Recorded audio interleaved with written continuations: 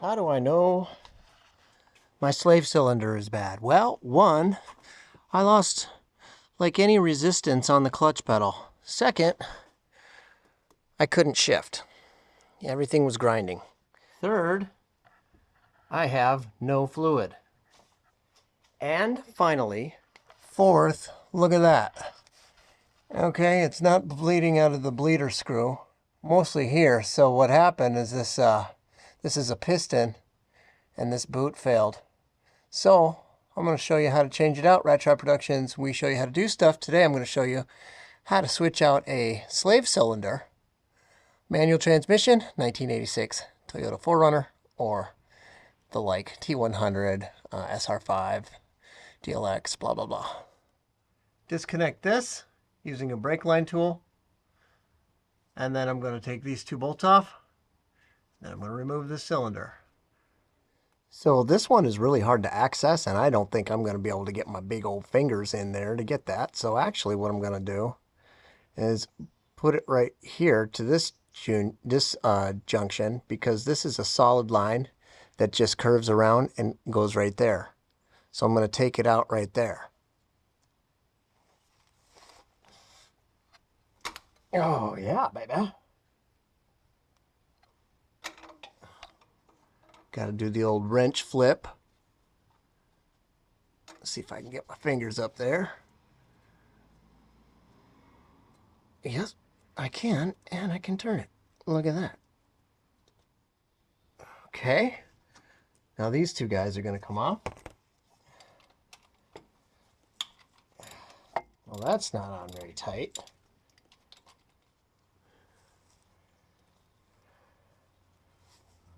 Boom. Whole thing comes out just like that. Check the new one. Boink. With the old one. Boink.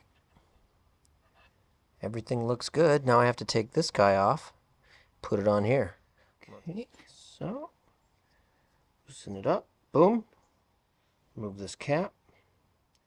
Clean it up. So I can turn it. Put it in. Like this. That's roughly where it goes.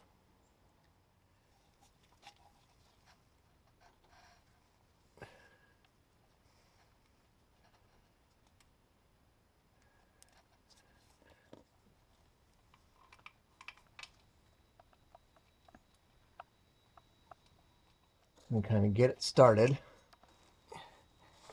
Not going to be able to see here, but what I'm doing is trying to get this started.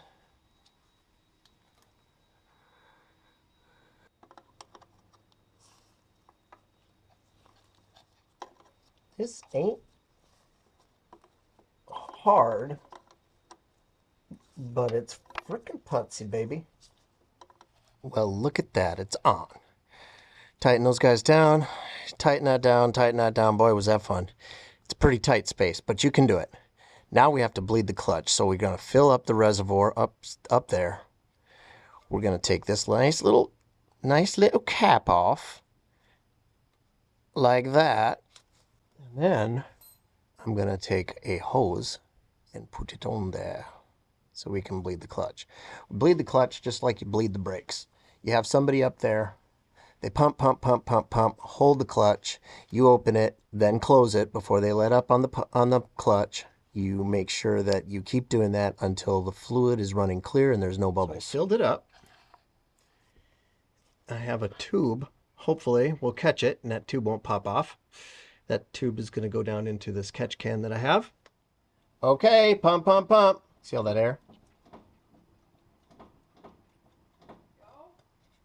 Okay, pump, pump, pump.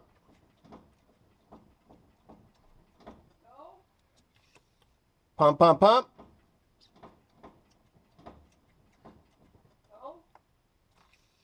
Pump, pump, pump. See all that air? Pump, pump, pump. Pump, pump, pump. It's getting better. Pump, pump, pump. See it getting darker? Oh, yeah. Pump, pump, pump. All right. Pump, pump, pump. Okay. Okay, pump, pump, pump. That feeling better? Yeah. Holding. Okay, let's check that. No grinding of the gears. That's good.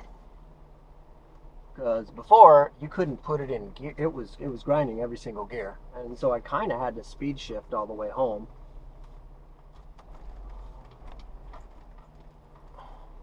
This clutch feels like oh, beautiful.